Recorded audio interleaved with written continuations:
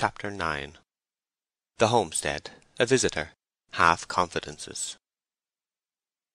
By daylight the bower of Oak's new-found mistress, Bathsheba Everdene, presented itself as a hoary building of the early stage of classic Renaissance as regards its architecture, and of a proportion which told at a glance that, as is so frequently the case, it had once been the memorial hall upon a small estate around it, now altogether effaced as a distinct property, and merged in the vast tract of a non-resident landlord, which comprised several such modest domains.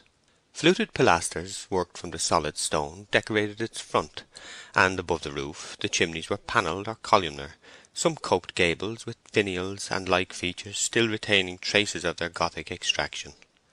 Soft brown mosses, like faded velveteen, formed cushions upon the stone tiling, and tufts of the houseleek or sengreen sprouted from the eaves of the low surrounding buildings. A gravel walk, leading from the door to the road in front, was encrusted at the sides with more moss. Here it was a silver-green variety, the nut-brown of the gravel being visible to a width of only a foot or two in the centre. This circumstance, and the generally sleepy air of the whole prospect here, together with the animated and contrasting state of the reverse façade, suggested to the imagination that on the adaptation of the building for farming purposes the vital principle of the house had turned round inside its body to face the other way. Reversals of this kind, strange deformities, tremendous paralyses, are often seen to be inflicted by trade upon edifices, either individual or in the aggregate, as streets and towns, which were originally planned for pleasure alone. Lively voices were heard this morning in the upper rooms, the main staircase to which was of hard oak, the balusters, heavy as bedposts, being turned and moulded in the quaint fashion of their century, the handrail as stout as a parapet top, and the stairs themselves continually twisting round like a person trying to look over his shoulder. Going up, the floors above were found to have a very irregular surface, rising to ridges, sinking into valleys, and being just then uncarpeted, the face of the boards was seen to be eaten into innumerable vermiculations. Every window replied by a clang to the opening and shutting of every door. A tremble followed every bustling movement, and a creak accompanied a walker about the house like a spirit wherever he went. In the room from which the conversation proceeded, Bathsheba and her servant companion, Liddy Smallbury, were to be discovered sitting upon the floor, and sorting a complication of papers, books, bottles, and rubbish spread out thereon, remnants of the household stores of the late occupier. Liddy, the maltster's great-granddaughter, was about Bathsheba's equal in age, and her face was a prominent advertisement of the light-hearted English country girl. The beauty her features might have lacked in form was amply made up for by perfection of hue, which at this winter-time was the softened ruddiness on a surface of high rotundity that we meet with in a Terburg or a Gerard Dow, and, like the presentations of these great colourists, it was a face which kept well back from the boundary between comeliness and the ideal. Though elastic in nature, she was less daring than Bathsheba, and occasionally showed some earnestness, which consisted half of genuine feeling and half of mannerliness superadded by way of duty. Through a partly open door the noise of a scrubbing-brush led up to the charwoman, Mary Ann Money, a person who for a face had a circular disc, furrowed less by age than by long gazes of perplexity at distant objects. To think of her was to get good-humoured. To speak of her was to raise the image of a dried Normandy pippin. "Stop your scrubbing a moment," said Bathsheba through the door to her. "I hear something." Mary Ann suspended the brush. The tramp of a horse was apparent, approaching the front of the building. The paces slackened, turned in at the wicket, and, what was most unusual, came up the mossy path close to the door. The door was tapped with the end of a crop or stick. "What impertinence," said Liddy in a low voice, "to ride up the footpath like that. Why didn't he stop at the gate? Lord, 'tis a gentleman. I see the top of his hat." "Be quiet," said Bathsheba. The further expression of Liddy's concern was continued by aspect instead of narrative. "Why doesn't Mrs. Coggan go to the door?" Bathsheba continued. Rat-tat-tat-tat resounded more decisively from Bathsheba's oak. "Mary Ann, you go," she said, fluttering under the onset of a crowd of romantic possibilities. "Oh, ma'am, see, here's a mess." The argument was unanswerable after a glance at Mary Ann. "Liddy, you must," said Bathsheba. Liddy held up her hands and arms coated with dust from the rubbish they were sorting, and looked imploringly at her mistress. "There, Mrs. Coggan is going," said Bathsheba, exhaling her relief in the form of a long breath which had lain in her bosom a minute or more. The door opened, and a deep voice said, "Is Miss Everdene at home?"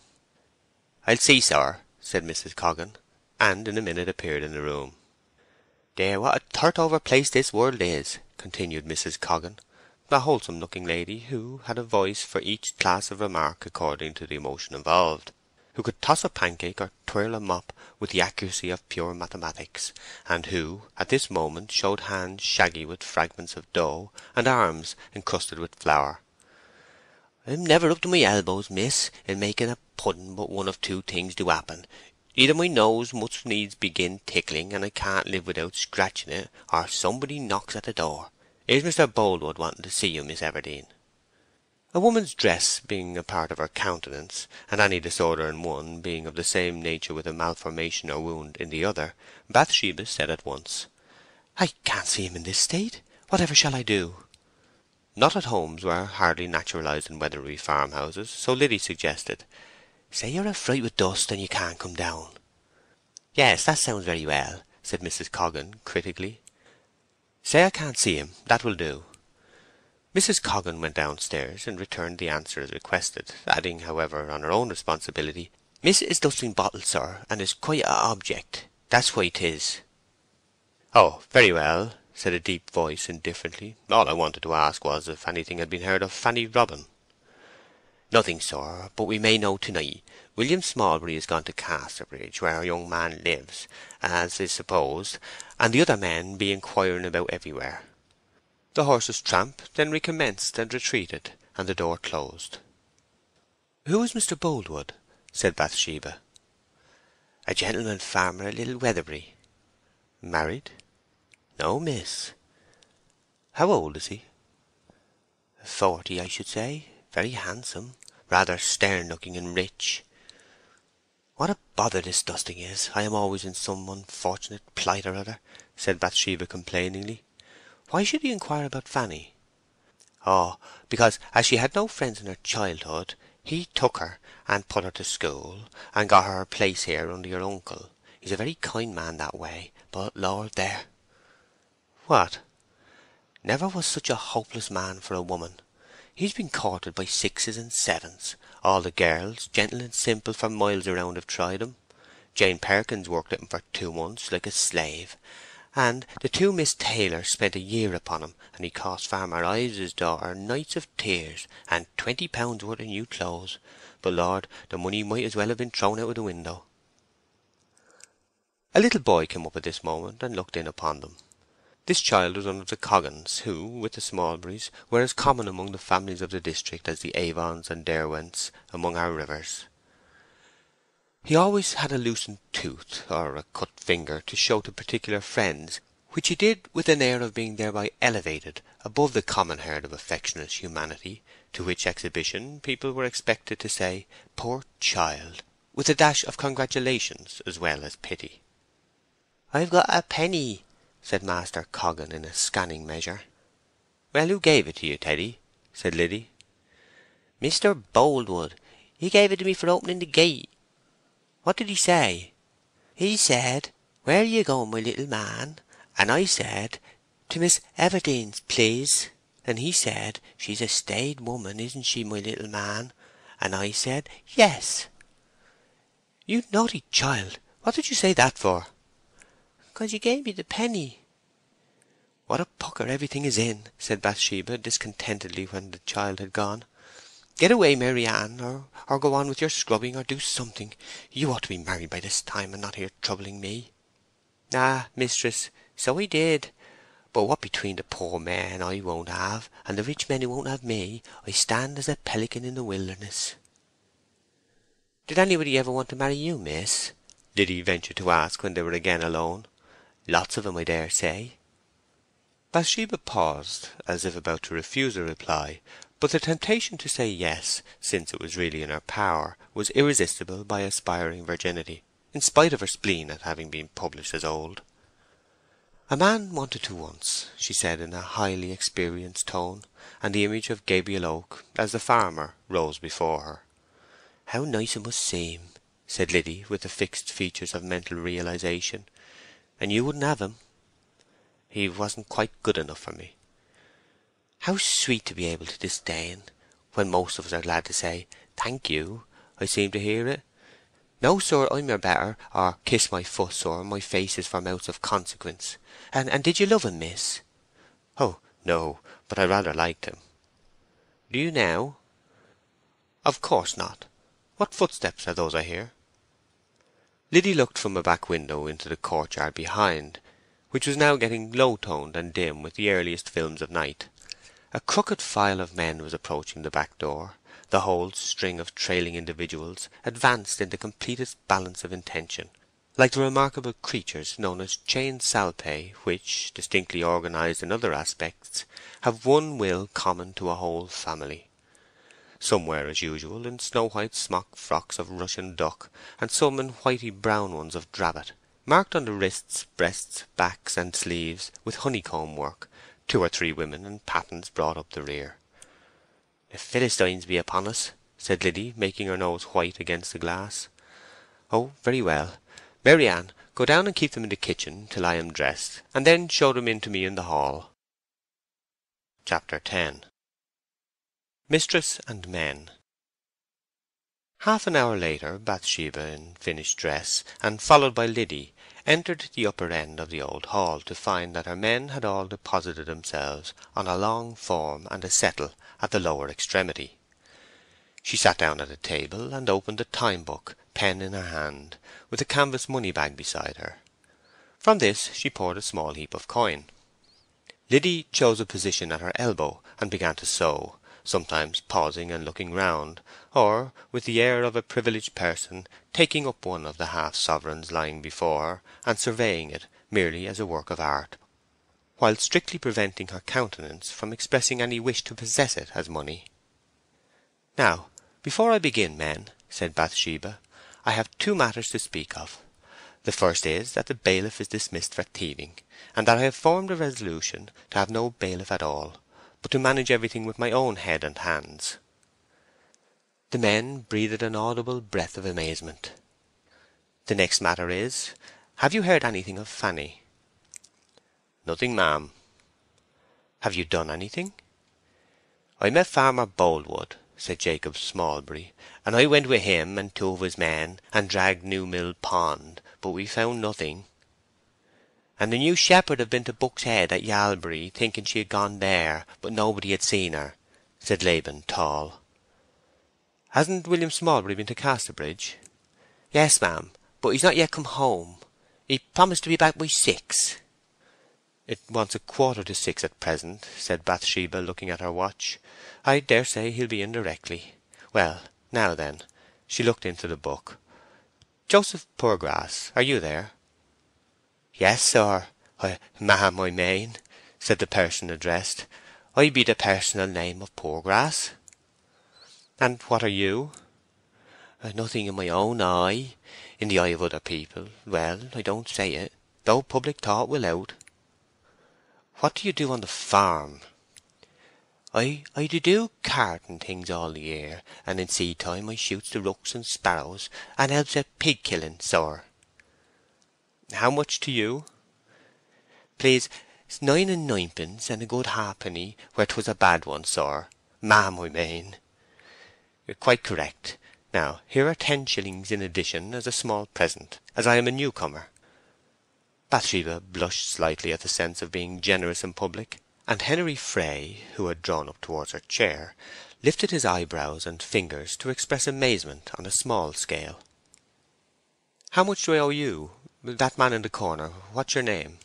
continued Bathsheba.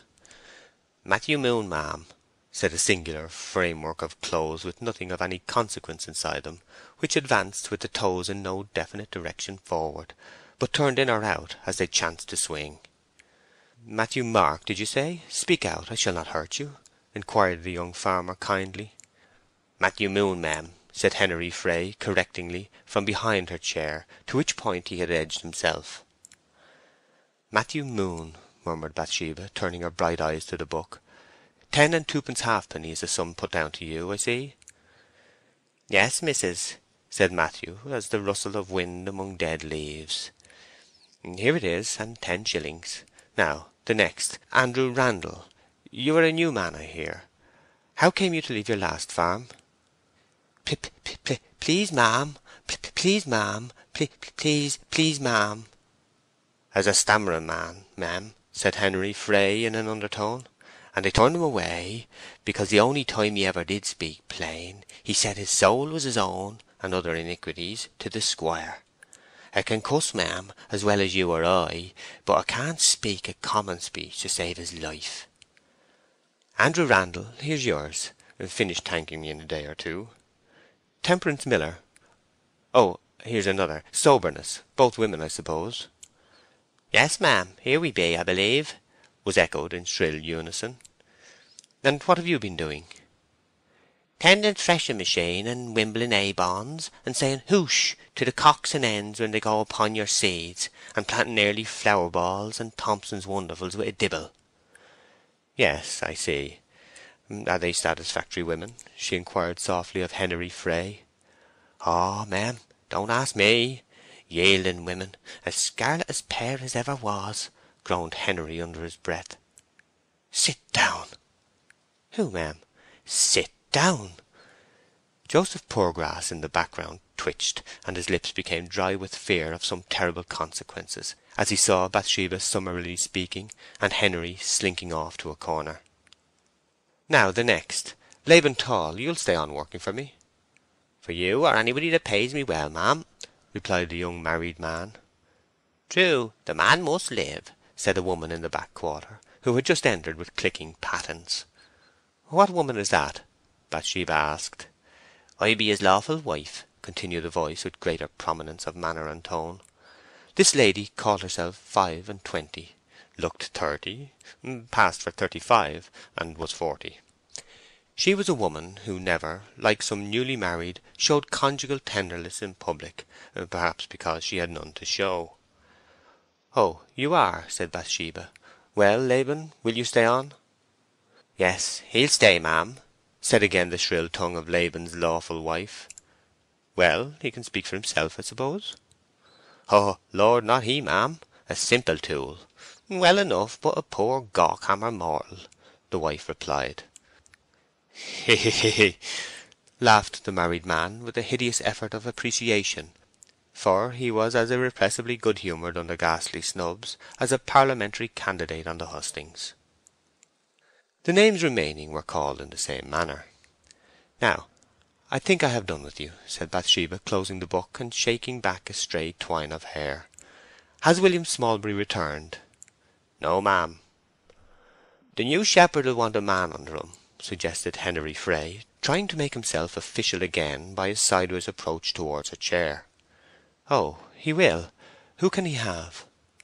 Young Cain Ball's a very good lad, Henry said, and Shepherd Oak don't mind his youth, he added, turning with an apologetic smile to the shepherd, who had just appeared on the scene and was now leaning against the doorpost with his arms folded. No, I don't mind that, said Gabriel. How did Cain come by such a name? Asked Bathsheba. Ah, you see, ma'am, his poor mother, not being a scripture-read woman, made a mistake at his christening, thinking 'twas Abel killed Cain, and called him Cain, meaning Abel all the time. The parson put it right, but 'twas too late, for the name could never be got rid of in the parish. 'Tis very unfortunate for the boy. It is rather unfortunate. Yes, however, we soften it down as much as we can, and call him Cainy. Ah, poor widow woman, she cried her heart out about it almost. She was brought up by a very heathen father and mother, who never sent her to church or school, and it shows how the sins of the parents are visited upon the children, ma'am. Mr. Fray here drew up his features to the mild degree of melancholy required when the persons involved in the given misfortune do not belong to your own family. Very well, then, Cainy Ball to be under shepherd. And you quite understand your duties, you, I mean, Gabriel Oak?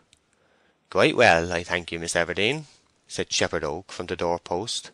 If I don't, I'll inquire.